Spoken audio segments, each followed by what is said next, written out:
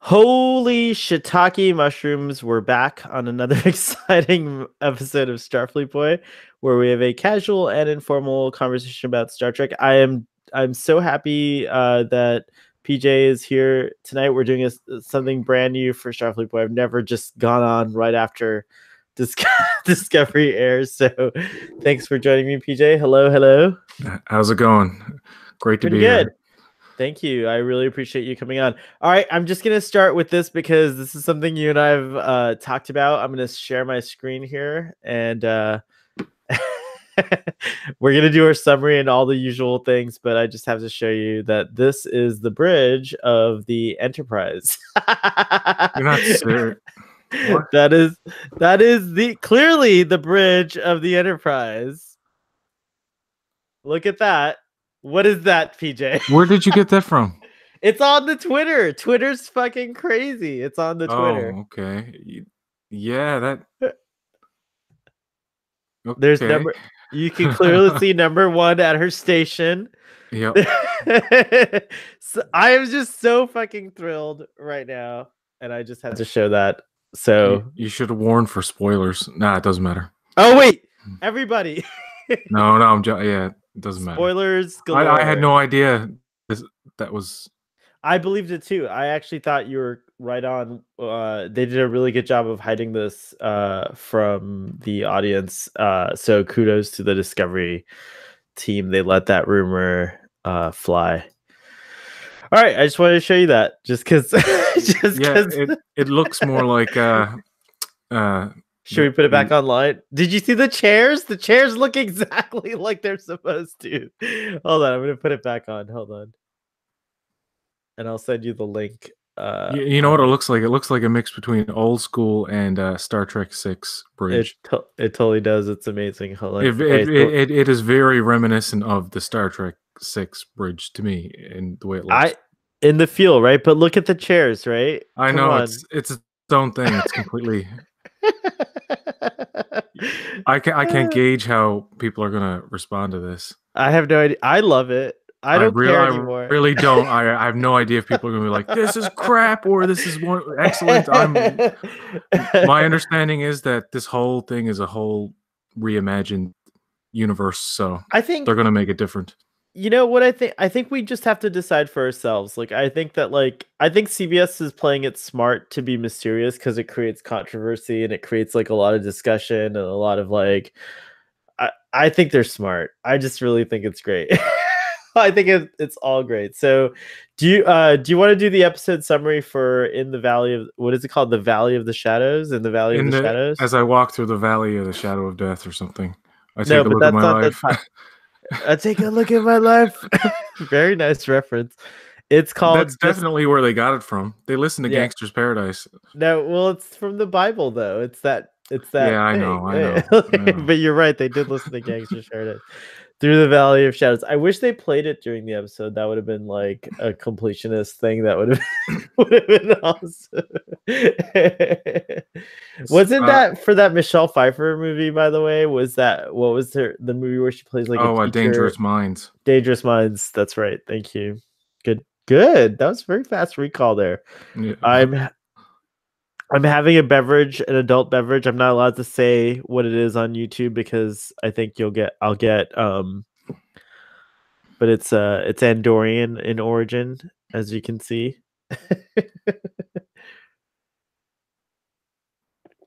So you want me to do this? Yeah, summary? I would love it if I don't have so many summaries that I would love it if you do it. I don't have anything written down, so I'm just gonna have to do this from memory. That's the best way to do it. Starts off with Michael getting a message from her mother. Then Spock walks in. He's like, "Yeah, the captain wants to see you." They go and discuss control a bit, but their main objective now is to go to where this red signal appeared over a Klingon planet called Borath. So Pike's like, "Yeah, we got to go there. We got to keep on mission. We can't go after control." And even though Michael wants to, because Discovery is a liability, a huge liability, and they need to stay as far away from control as possible. So as they go to Borath, Michael escapes or mutinies again, and goes there with Spock. Oh wait, did And you say Michael Muniz again? no, Saru gives her give her I was, permission. I know, I know, I know. I'm just joking. You're such an ass. Oh yeah, Go on. yeah. I just want to talk about that. Yeah, she does get Saru's permission, but Saru I find that funny. He's like, "I'm different now after the Vihari," and it's like, we know. You don't have to say it. We don't have Now to that have. my testicles have dropped. Yeah. Sorry. Now that my gangly have fallen out. Yes, yes, Saru. It happened weeks ago. You've been saying this like 18 times. It's almost as bad as how many times they say all sentient life within the course of this season. It's like a million times. All right, wait, we're not in the nitpick corner. Okay, okay. Yeah, moving on. Anyway, Pike goes to Borath, and he goes to one of the monasteries where the time. Oh yeah, Laurel's on the ship first. She goes to the ship, and we see a Klingon D7 and all that stuff briefly. That was awesome. Sorry, it was awesome. Yeah, it was good. Okay.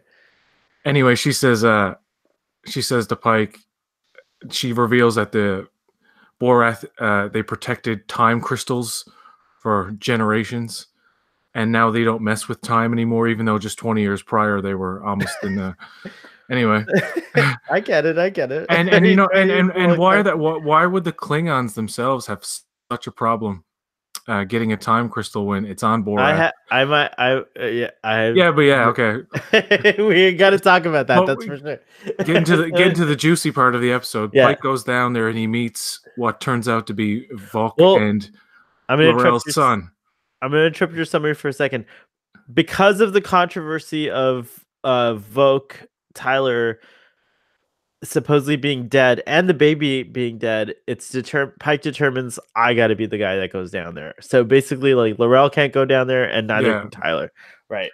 That's the reason Pike is there. Like, Tyler could have gone down there, or Laurel, but because of what happened in episode 3, they can't be seen, or he can't be seen anyway. And she's a High Chancellor, so it would be a conflict of interest, I guess, for them. But anyway, Pike runs into Volk and Laurel's son. I forget his name. But anyway, he's played by Kenneth Mitchell. Oh, that was Ken Mitchell? Yeah, I'm pretty sure.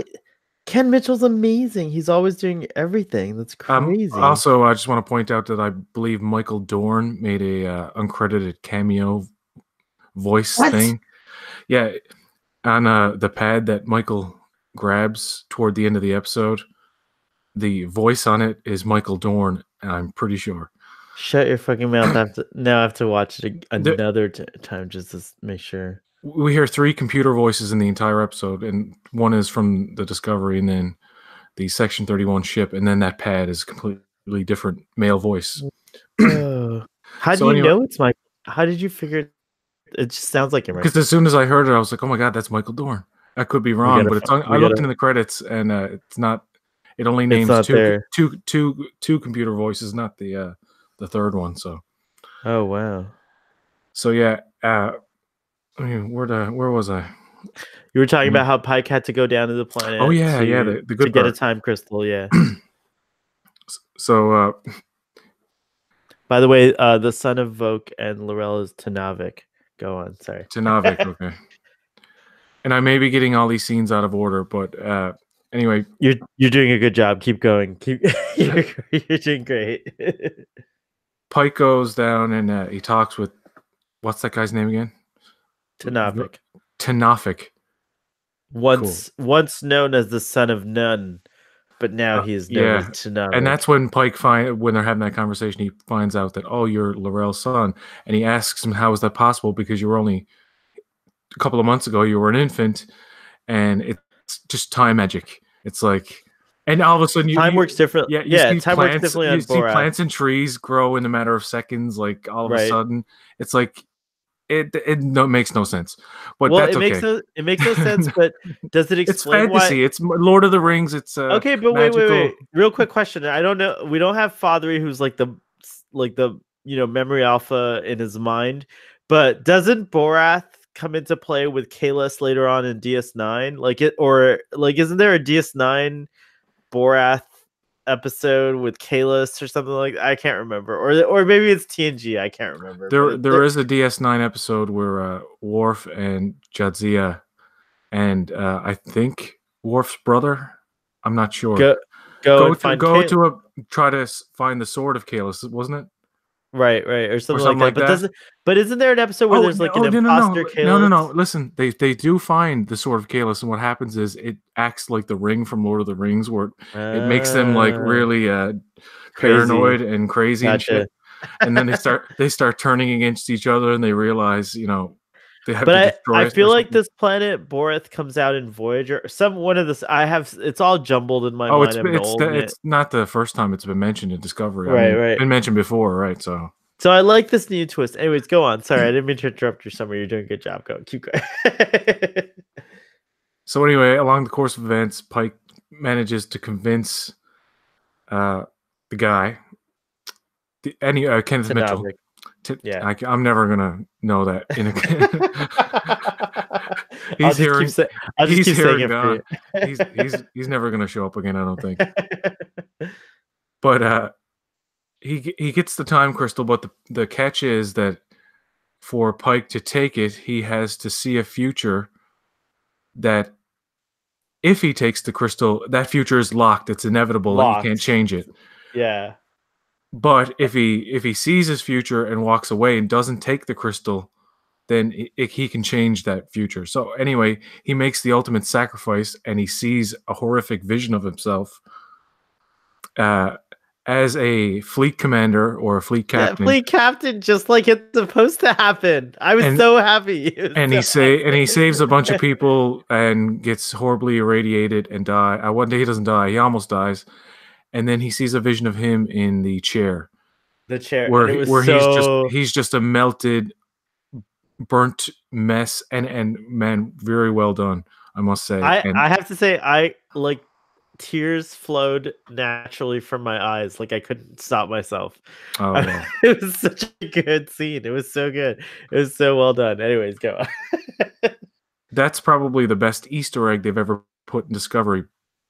But That's the best like thing. I think it's like fulfilling some really cool shit. We'll talk about it more in our like meaty part, but yeah, go on with your summary. Good job so far. so now Pike knows he's going to suffer that fate, and he's going to know that for like, I don't know, the next 7 or 8 years. So that's going to suck Yeah, for however him. long it takes, exactly. So anyway, when Spock and Burnham go up, they meet up with, or when they drop out of warp in the shuttle, they run into all these dead bodies. They beam one over that's not as uh, frozen, I guess, or it's a fresher corpse. I guess the guy's dead, or was he? I don't know. So they beam this guy over. It turns out to He's be, like dying. He was still alive. He still had vitals. Yeah. yeah. So they rescue him, and it turns out to be a crew member from the Shenzhou that Burnham had served with before. So anyway, He was like a nobody, like just a yeah, quick like Cameron Gant, Lieutenant Gant yeah, is his Lieutenant name. Gant, Yeah, yeah. yeah. He's also a character in some of the novels, or one of the Discovery novels. So Oh, right anyway, on. yeah, Desperate Hours, something like that. I think that's the name of it. I don't know.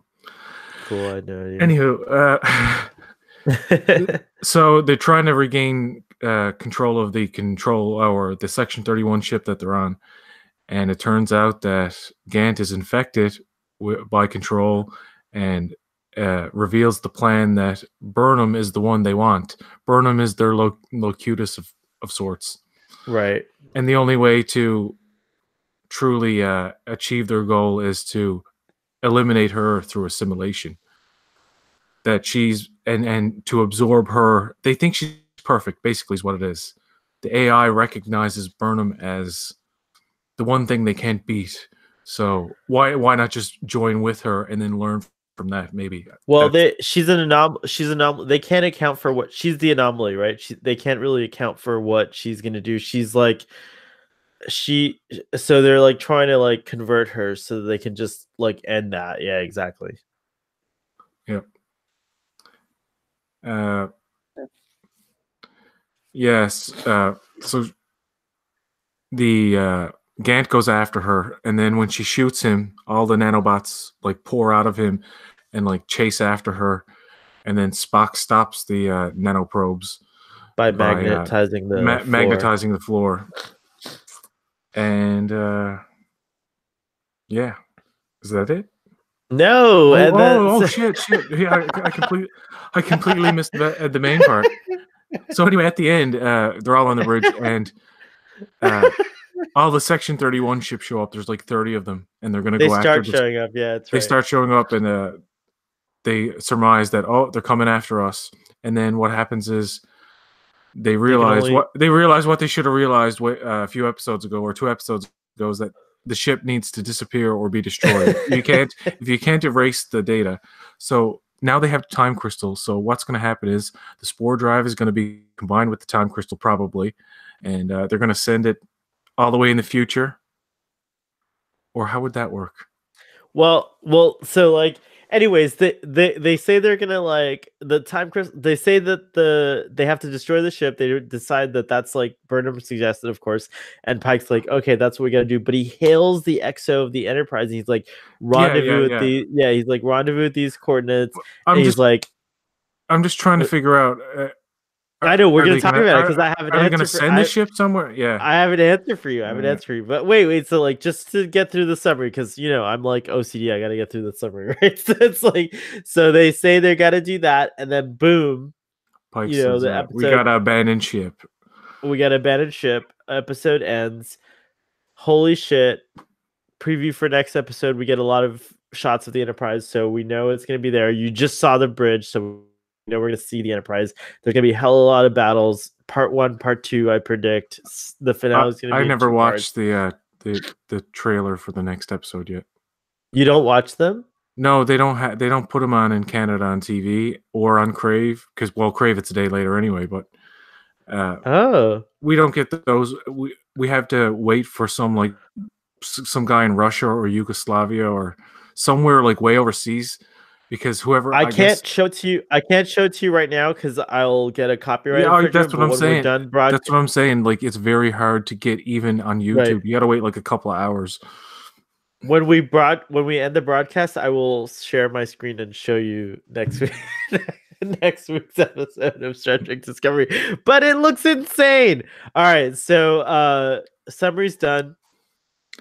I guess the first thing we should talk about is like the whole thing that you said at the end. So I let's just go to predictions. So based on what I've seen so far and what seems to be happening, all right, so we know that the Discovery is going to be around in 900 some odd years because it's in the episode Calypso. So it's not going to self-destruct, right? Is that safe to say? Yeah, well, definitely, unless they don't consider that canon anymore. So, Or continuity. God, Just continuity, right? Yeah, is well, that I think Calypso's definitely gonna tie into this season. It I seems think so so obvious, too. doesn't it? Like time Yeah, I travel stuff, really and agree. Something's gonna happen. Uh, Another thing, the time crystal. I always wondered, like, how in season 1 you have like the opening credits and you see these green crystals, right? Like, and I was like, dilithium crystals are clear. Like, why are those crystals green, right? Have we been seeing from season 1 all along in the opening credit sequence time crystals? Has this been going on since like season 1? Like, has this been something they've been planning? wait, you can see color in the opening. Yeah, they're green. Yeah, The well, see, I'm colorblind, so I have a problem. Oh, No, well, PJ, let me assure you that I can see color, but I can only explain it as like imagine your TV and the colors turn like way down. Oh, cool. Yeah, so I saw on YouTube sidebar here. There's these glasses that correct color blindness. Did you know about I this? know people have tried to. I've mentioned it to me over the years, but nobody has a pair. I should order a pair, I guess. Oh, Maybe, yeah. we audience, if anyone is connected to this technology of like colorblind correction glasses, can you please contact us at Sohail at And starfleetboy.com? I'm not entirely sure about those glasses because they're like several different types of color No, I blindness. know. There's like a bunch of different kinds. We'll have to determine what kind of color blindness you are. But obviously, blue green sounds like what you are. Because, like, if you didn't know that the time crystals were Yeah, green, that's like the episode with the squiddy probe. Someone said like pointed out that it was or wasn't green. I'm like, oh, I wouldn't know. And Oh, I then don't remember. the nano probes that went into Leland, people like the green dot. I'm like, okay, whatever. I don't know what What do that is. you? When you see a traffic light, the green light, that's not green at all. That's like pure white to me. Oh So wow. yeah, but I can see What do certain you? shades, certain shades anyway. What do you see in my room right now? What do you see in my quarters here? Like, All what I do see you? are three colors: blue, black, and red. Fascinating. You're close. It is blue, black, and red actually in my room. So good job. um, Those very saturated colors that I can see right like on my screen and here. So anyways, like I'm pretty confident. I haven't gone back to look at a season one opening titles, but the crystals, whether they were tinted or not, were always there in the opening credits. This season, I did notice they were green from the beginning. Like I was like, okay, and then this time crystal, the raw time crystal, it's not a refined one, is green. Very curious, very interesting. Like I like that. I like when shit like that is right in front of your face the whole time, and yeah, it turns out to be something interesting. Um, I really think that this is a defining episode of Star Trek Discovery. I think that this is an episode that like to me felt it like it just felt right. It just felt like so Star Trek, and mainly it's because of the Captain Pike Vision Quest scenes. Like that was like everything else was okay, like it was good. Like I loved it. But the Captain Pike stuff is what I ate up the most, and I thought it was so great. Like, what do you think? yeah. Well, that Easter egg is the best part of the episode, and that's kind of a problem because a lot of that. Well, actually, I forgot to mention in my summary the Stamets Oh yeah, Tignataro. there's the whole Stamets Signataro Yeah, and Culber thing. That was very cool. I like that all that she's stuff. subtly trying to get them back together. She's like talking to Stamets in the lunchroom, and then she's talking to. I think she makes an excuse to see Culber and goes to sick bay. And at first, she's very brazen, and but they begin to like each other. I guess they start laughing and joking around, and Tig, or I'm sorry, Reno, tells the story of how her wife died during the Klingon War, and Right. it's in so many words, in so many ways, kind of telling Culber like, don't walk away from a good thing, stuff like that. Going back That to the that beginning, that was actually nice. That was better than yeah, it was most of really cool. the other stuff. So I didn't I like think to Laurel. I can't stand the way she sounds. Oh, I can't I stand her loved voice. her. I have to say I loved her in this episode. Well, let's go in order a little bit. So at the beginning of the episode, one of the things that it's really hard to do these summaries, by the way, so I don't blame you. But Yeah, you left out the whole thing of like you mentioned that Burnham was watching like one of the messages from her mother where she's talking about like after the time storm. She's like pretty depressed. She's like bummed out. She's also angry, apparently enraged, and she is watching her mom's logs. And the one she happens to be watching at the beginning of the episode is the one where she's like, after the time storm, which quote unquote time whatever the time storm is. I don't think that they've really addressed this yeah. in the show yet. She's like, I'm coming back for you and your father. So I think she's referring the time storm must be like whatever is wrong with time that she's trying to correct, right? So maybe, I don't know. But It's like all that, so convoluted though. It's all so right, but I nonsensical. have Don't even try to make sense I of it. but I think they're gonna tie it all in. I think it's all gonna connect. I really do. Anyways, Amanda Grayson hails Burnham, and she's like, basically the gist of that scene is like she's like, telling her how like it was so depressing that she found her mom but she lost her, and then Amanda says like, you found her, you find her again, that you are, like whatever, like that's like, basically it's suggesting that we haven't seen the last of Dr. Burnham. And I believe that because I think Dr. Burnham's like, I believe Tex Trek Fathery's theory is correct. Like Dr. Burnham will have to die, so she'll travel back in time to just before the events of where the Klingons invaded on Datori Alpha, and she'll actually die in that timeline. So that's why Michael and Leland both remembers her dying. So I think that's going to happen for sure. Mm. Um, you know what I mean? Like she Yeah, has to. So that's then, probably smarter than what. But but see, the thing about that is if she goes back and Michael, like, listens to the big old fight that we know that she heard. She said it in season 1, and then all of a sudden it doesn't jive like that. I mean, when we see it in the last episode, wasn't it? Perpetual Infinity. right, Uh, when we see that flashback, it's not the way Michael says it happened. So is Michael right, is or Michael is Mike is Michael Leland. having like paradoxical memories? You know what I mean? Like she thinks she Well, you remembers it, had but now she knows, like, oh, I didn't really remember it that way. And then when it really happens, she's gonna be like, oh, I do remember it because it did happen exactly that way. 100%. You nailed it exactly. Yeah, That's how time. That's the thing. It's fucked up because it I is agree. messed up. You made a statement about time travel is like why use it, right? Like, but if you're gonna use it like and you do it well, I think you could pull it off. There's a few occasions where like time travel. Like, do you watch Doctor Who at all? No. Okay, I think Doctor Who does a great job at like. I mean, it is the definitive time travel show, right? So it has Yeah. to, it kind of has to do a great job.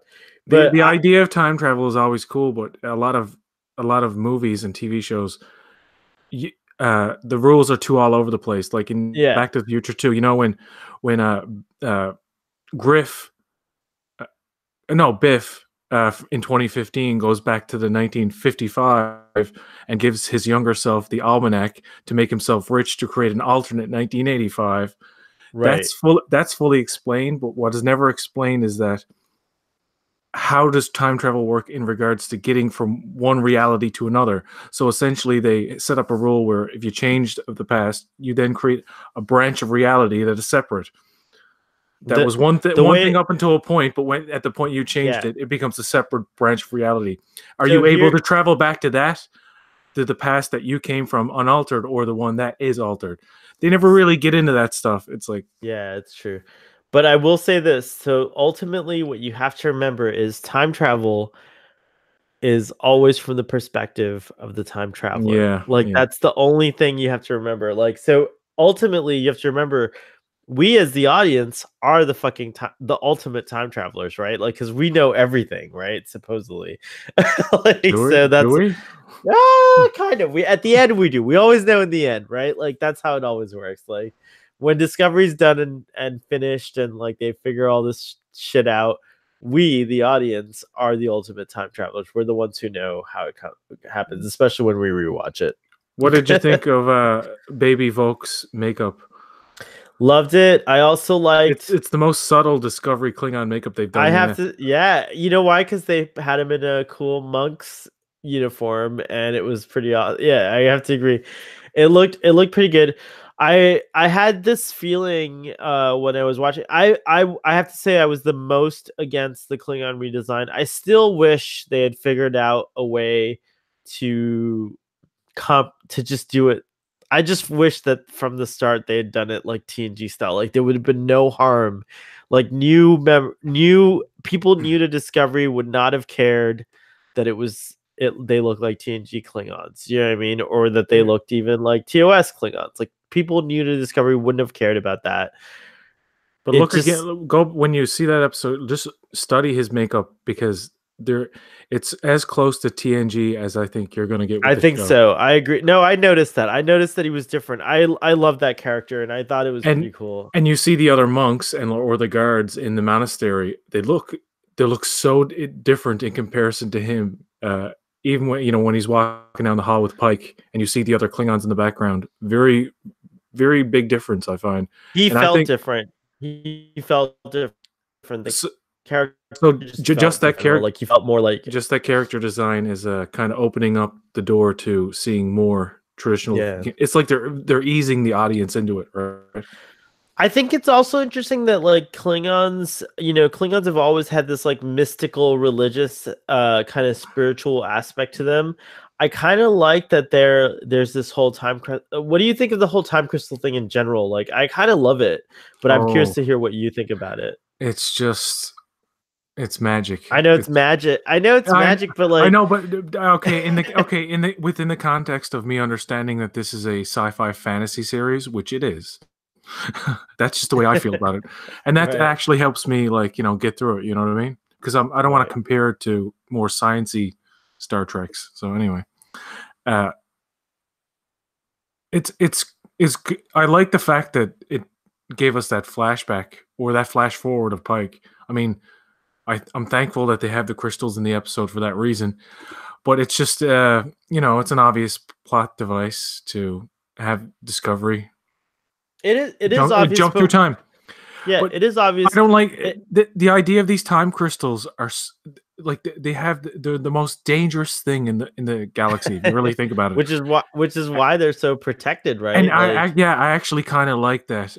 The Klingons realized this is, or in the last 20 years at least, or perhaps the monks at the monastery, even 20 years ago, were overtaken or something. Or I'm but guessing so, that but did the but Federation steal the time crystal from the Klingons, and the Klingons were trying well, to get it back? here's the thing. Yeah, well, here's the thing. So there's two instances that we know of time crystals that have left Borath, right? One is Harry Mudd. Obviously, time crystals were introduced last season Yeah, yeah. in that Harry Mudd That was a episode. tiny one though, a little tiny A one. tiny, yeah, still, he was able to loop over and over, Yeah, yeah. within a certain time. And then the suit itself, like that's an obvious thing. And the Klingons were so hardcore; they were trying to get this shit back, right? Like, so what? It's totally new. Like, okay, so here's the obvious conundrum is like never before have we heard of fucking time crystals. Never. Like, we have TOS, we have all the movies, we have TNG, we have Oh, Voyager, I just we figured have. it out. Well, go ahead. Tell us the theory. What? Why Not is? not not Borath itself, but at least that part of Borath with the time crystals will probably end up being destroyed. But what happens when you blast all those time crystals to smithereens? Is there some kind of like weird vortex or wormhole that it creates that accidentally sucks Section 31 ships back into the Delta Quadrant thousands of years ago? All right, you lost me at that. You No, had no, me, and then you lost me. You no, had me, and then you totally lost me. no, I was no. like, I know. In all seriousness, I think that monastery is going to be like blown up. It's going to be destroyed. That whole area where I think the time crystals only exist in this area, as far as we know. So just blow it to smithereens, and you never hear from anybody using time crystals ever again. Then they're going to it's have to do true. it the old-fashioned way and slingshot around the sun. I was just gonna say, if they only wait a few years, time travel is very easy. Yeah. Like, you really don't need a time crystal. Like, you just need a lot of to slingshot around the sun. It's true. Um, I had a question in my mind and now it's gone. Fuck. Like, okay. Oh, here, let me pull up my notes. Um, oh yeah. So like, I think that obviously they'll definitely resolve that time crystal thing. But I do like it. I like it that it ties into Pike's story. I like that everything, I really liked how they kind of get like Pike has foreknowledge of his future and he still decides to go ahead with it. Like most people that come to this thing, they see their future and they're like, "Oh fuck no," and they leave and I, then they can. I kind of laughed out loud when Pike, after he sees the vision, it's very good acting. Like he's very frightened, but then like he puts his hand on his chest. He's like, "You're something like you're a Starfleet officer." You like he's I replying. I actually wrote the words down because it's the new code by which I will live. It's service, sacrifice, compassion, and love. That's what a Starfleet captain is. Yeah, I I'm love like he's it. saying this. He's like it was funny. It was good, but it was funny. It was meant to be serious, but I actually it was like It was unintentional humor, I guess. your uncomfortable laugh was because you were trying not to cry. I Yeah, know it. right. I know it. What did you think of like the Spock Burnham going on a mission together, like all that stuff? Like what were your thoughts on the whole idea of like That was the least interesting part, except for the fight at the end. That was That an awesome fight, by the way. Like the yeah, phaser blast, like they blast right through Kurum, Cameron, Gant. Like they like she like blasts right through him. It was very T-1000 yeah. like Terminator type stuff going on there. It's true. Most, if not all, episodes this season include some sort of big action sequence, like not between ships necessarily, but like physical action sequences within rooms. In like every episode now. What about the D7? Oh yeah, that was nice. Too bad It we was couldn't see nice. the I interior, but that Do would. you think it's gonna be around in the battle next week? Like, is it still there, or because I don't think it left, right? Like like it's still hanging around, right? We only saw it once, right? We only saw one quick glimpse of it, I think. So it's hard to tell if where they are, and like there's only just the one establishing shot, so it's probably all they could afford. They probably you're you're had such no. a you're such a cynic. I love it. I love it. You're like that's all they can afford. Um, what else do I have in my notes here? I took notes. I watched it 2 times tonight, and I've been drinking a little bit, so this is actually an unofficial episode of Drunk Space Nine. Uh, I only watched it once. I immediately started watching the comedian episode of Twilight Zone, which is on tonight. oh yeah, well actually we saw that we got both episodes on the same night here in America. Yeah. Uh, we- so we got the comedian. You haven't seen the actor who is in the next one with the 30,000 feet, the airplane episode. He was the guy who's like Captain, Commander, it's the Enterprise in Star Trek First Contact when On the the Defiant. on the Defiant. I forget his name, but something Yeah. Smith, if I And then remember his name. Worf's like, prepare for ramming speed or some shit Yeah, like that. exactly. I really have to go back and Oh listen yeah, he says now. today is a good day to die. That's the first time you Yeah, ever he hear does. that saying. Let's talk about okay, so we had that cool scene with the everyone having like lunch or dinner or whatever, and Reno's back. So like, okay, everyone's been like, we want more Reno, right? Like obvious so like she comes back. How did you feel about that? Like what did you think about Reno? I like the whole lower deck scene in the cafeteria. That was nice. Where the mess hall, you get Linus, you get Detmer or Wishikin, and you get Reno, and yeah. I don't like And Stamets. Stamets is he's sulking too much, man. I can't stand that. Like he was he's fine. fucking depressed. He lost his husband. Like whatever. Like come on. Like No, what do you he also wasn't but dude able to approached like him 2 episodes ago. And was like, let's talk. He's like, I don't think there's ever gonna be a time. I know that was like a dick that was like totally a dick move. It was not cool. I agree And with that. I think Culber is gonna be the one, like, kind of showing up at the door with flowers and all this stuff, trying to win him back.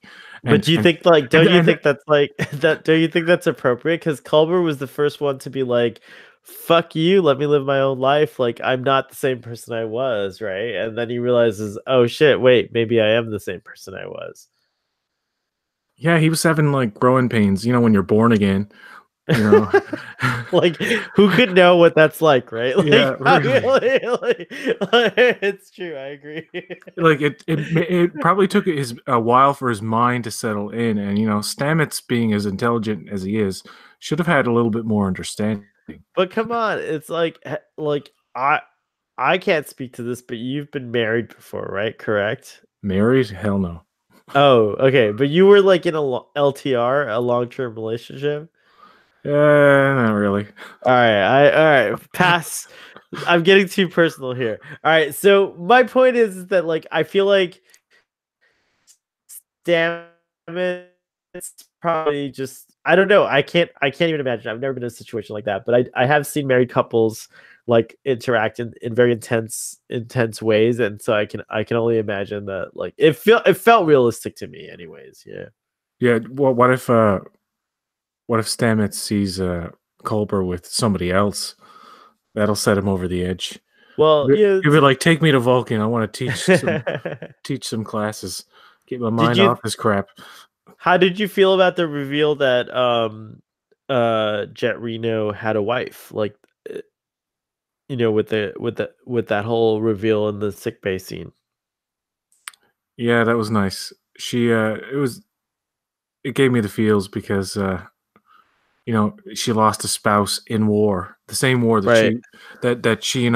she escaped a death, and it's best that she's telling him this because like I said earlier, she's really trying to beat it into his head that you shouldn't throw away a good thing, and maybe like while he was like Culber was dead, right? So Yeah. and he came back.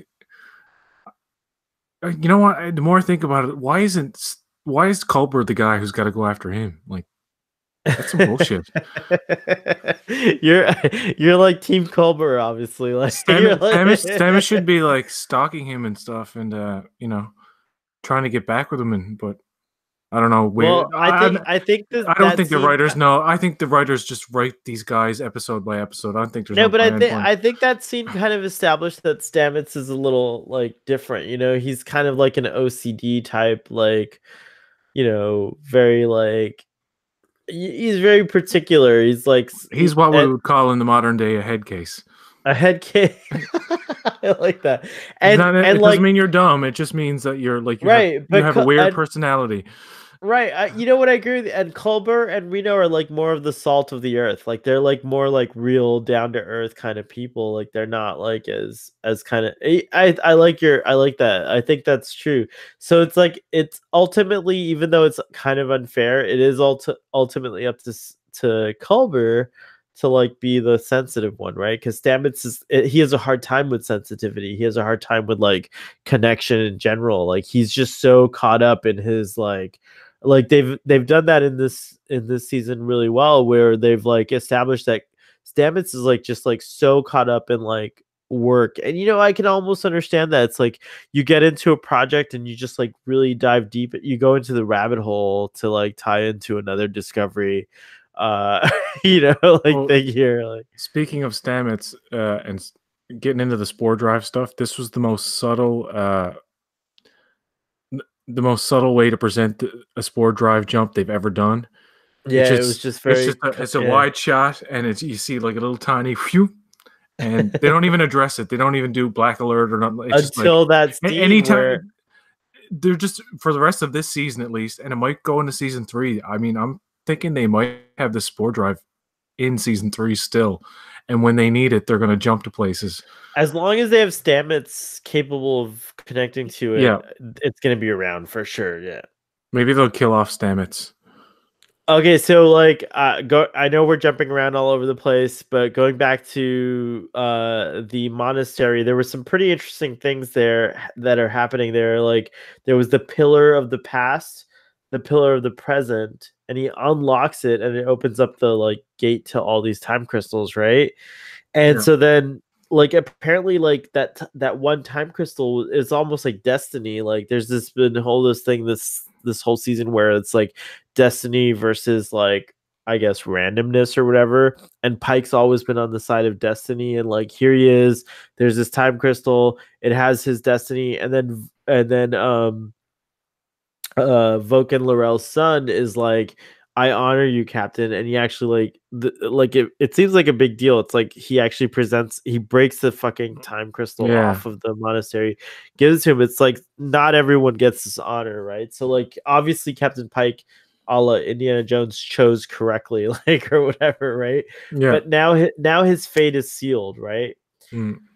When we see those scenes of the future, he's in his like fleet captain's uniform. So it's obviously not going to be I don't think they're going to resolve this season. Do you think that like Uh, do you think there's going to be Captain Pike show? Like what do you think is going to happen? Like are we ever going to see that realized, or is this it? Like is this it? Like that we've seen right it. now it's 22, or in the show it's 22:57.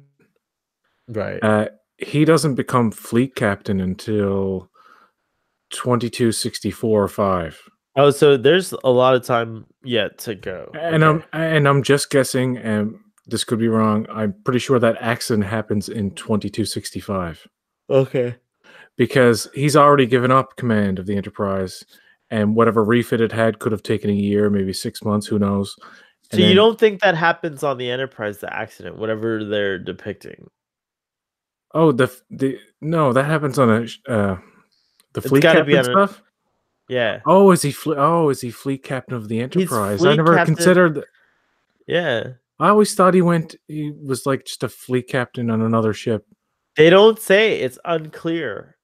Because Yeah, like I don't. by the time Kirk becomes fleet cap, but by the time Kirk takes over on the Enterprise, Pike is already an invalid. Like he's already like in the Well, chair. uh, the menagerie, I believe, takes place in the year 2267. Okay. I could be wrong. It could be 66.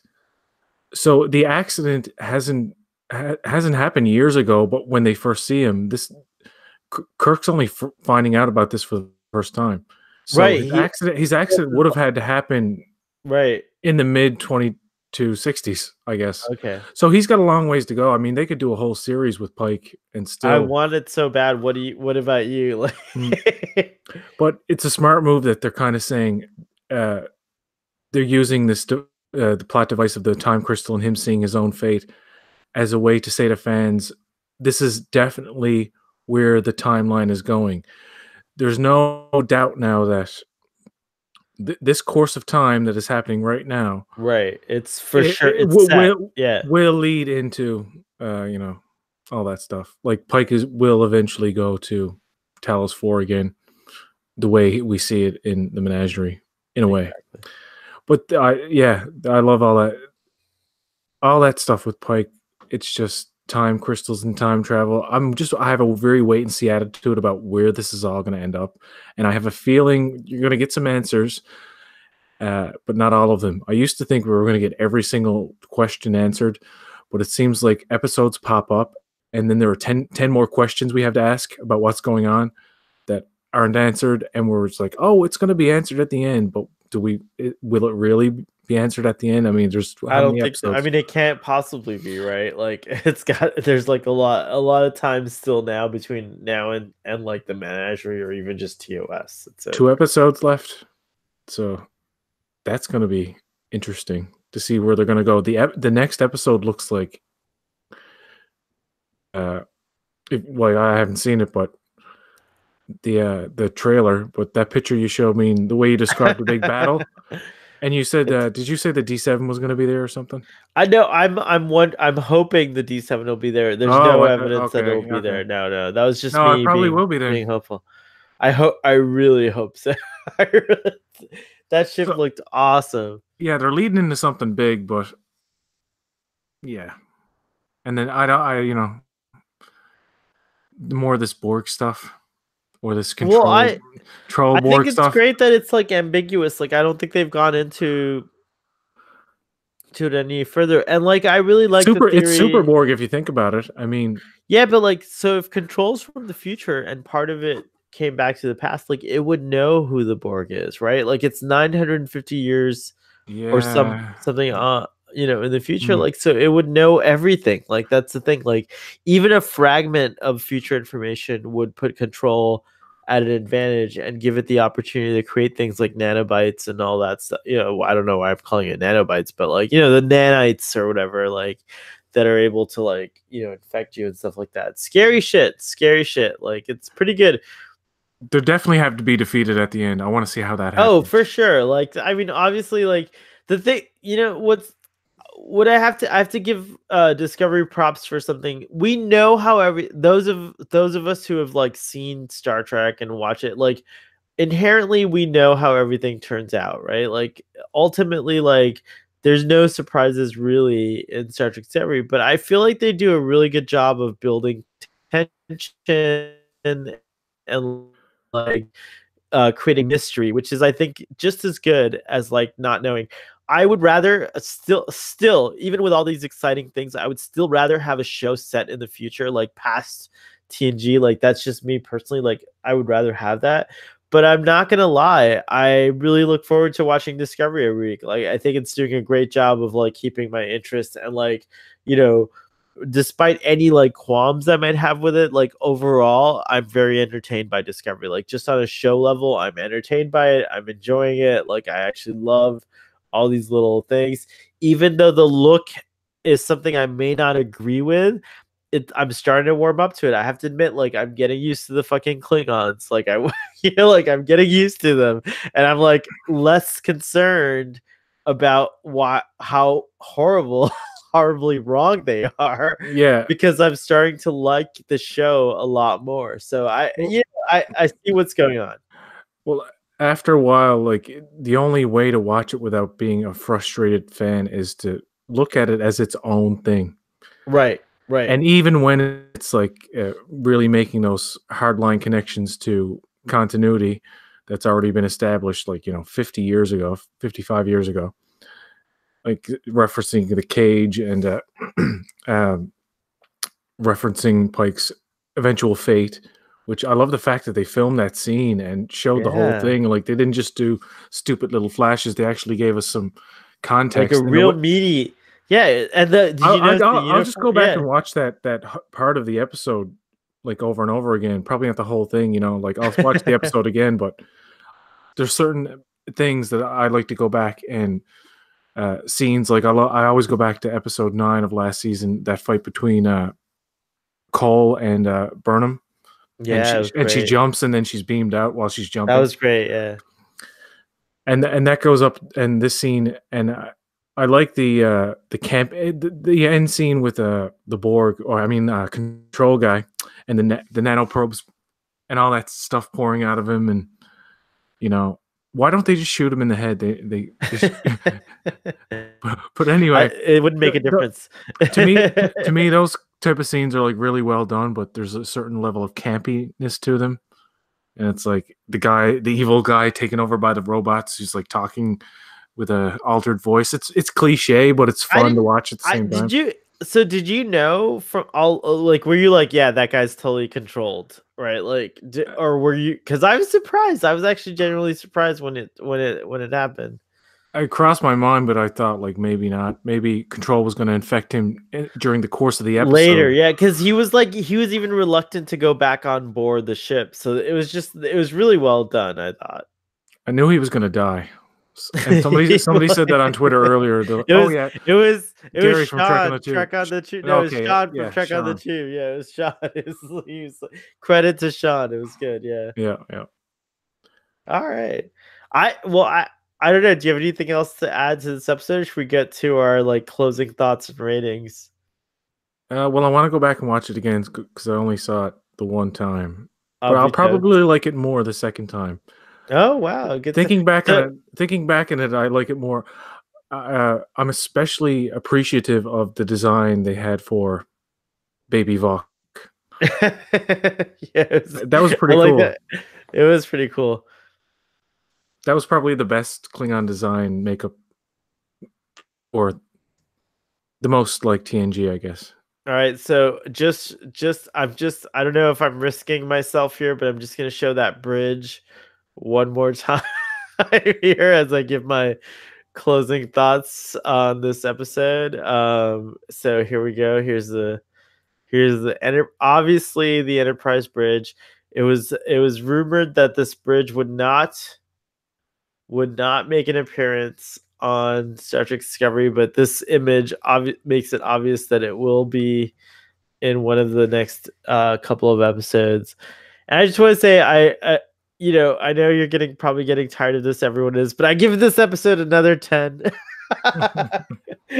Like, I just loved it. I'm loving the ride of this whole season. This season 2 is like what I would have loved season 1 to be, but I have to say that even season 2 is even for me uh enhancing season 1. Like there's all these things from season 1 that are being explained in season 2 and making season 1 even better for me. So I'm really enjoying season 2 a lot. the show, like on a fundamental level, I have a lot, like I just disagree with a lot of the choices, but overall I think it's doing a really, like, choices visually, I have to be very specific here, but overall I'm really enjoying the season, and that's why I give it another 10, because it was a knockout episode. The Pike thing made me get really emotional. I actually cried during it, which is really hard to get me to cry. And so it was awesome. So that's all I got to say about Yeah. Well, that. I would. I was gonna give it a 6.5, but I think I'll give it a 7 now Yes. because I in comparison to the last episode, I did like some things a lot more than I liked design wise. I liked the way the monastery looked. I liked everything in the monastery except the stupid fast growing plants and all that. I love that. But but Uh, I okay, the okay. the Spock Burnham adventure into Control's ship was fun at the end. It was kind of mediocre going along. Love the Pike stuff and his time on Borath. I like the way Laurel looked. She looked very, actually, quite beautiful, I must say, Yeah, I have for a to say, Klingon. yeah. That And neck, this was that like that neck is way still hideous, though. the whatever it's called, waffle neck, I think is what Yeah. people are calling it. But I have to say this was like an image we saw like way back in the beginning, and it's finally now we saw her in this like outfit like that she was While in. they were filming that episode, they put out on Twitter her dancing to Demi Lovato or something, That's what it was, and right? Ash Tyler was like dancing around her, or Shazad Latif. So yeah, Hey I would give. Siri, what's the average between 10 and 7? 10 plus 7 is 17. No, hey Siri, what is the average of 10 and 7? The average of 10 and 7 is 8.5. 8.5 this episode. Yeah, it's building up to some fun stuff. I gotta Yeah. see that. I gotta see that preview for next episode. All right, well, we're gonna sign off in just a minute here. Hey, PJ, do you have anything to promote or talk about? Because I'm gonna post this right away. Like, so this will go on tonight. Uh, no, you can come and visit my channel, Botrek, or you can visit my other channel, PJ's channel, or you can find me at PJ's channel on Twitter. What can people expect from obviously Boat Trek, Boat Wreck, I like to call it, is a Star Trek themed channel, but what can people expect on PJ's channel? PJ's channel is totally random. It's like if I go and see a movie on a Thursday, knowing I can get like 50 views, which is sweet, man. No, I'll do like little like 2-3 minute movie reviews that are Oh, cool. that are totally unprepared and unscripted. You can totally tell. Do you also do Star Trek content on PJ's channel? Yeah, I had some older videos. Like I did a video when a new Star Trek show was announced. It wasn't even called Discovery, or we didn't even know when it was set. And that was Gotcha. that was back in 2015, November of 2015. That was. But for Yep. for the Star Trek stuff, go to Boat Wreck, right? Yeah, I put videos on there occasionally. I really like to do the hangouts, like this audio only thing. The last one I did was with Fathery from Text Trek and Sean from Trek on the Tube. Trek on Tube, great. Uh, Well, I really I want to discuss. I want to have a discussion with all you guys on my channel. What I'm after ready. the season ends. I'm ready. Yeah, it's gonna be awesome. So check that out, and obviously Starfleet Boy is this. Check it out, and we'd love to hear your thoughts. So please post down below in the comment section. If you're listening to the audio version, which I'm way behind on, so this won't get published for a while, uh, then just email us at sohail@starfleetboy.com or starfleetboy@gmail.com, whichever you fancy. And PJ, I'd love to have you on an episode of Drunk Space Nine because I know you drink the alcohol, and so it might be fun to have that time with you. Oh, I should quit alcohol. I drink too much. All right, well, we'll figure it out. Wait, maybe it'll be your You could Maybe I can be the high and you can be drunk. designated runabout pilot. I like that. That's a good idea. All right. So audience, thank you for joining us. Please comment below and let us know what you thought of this discussion. And live long and prosper. And we'll see you next time. Thank you very much. Peace.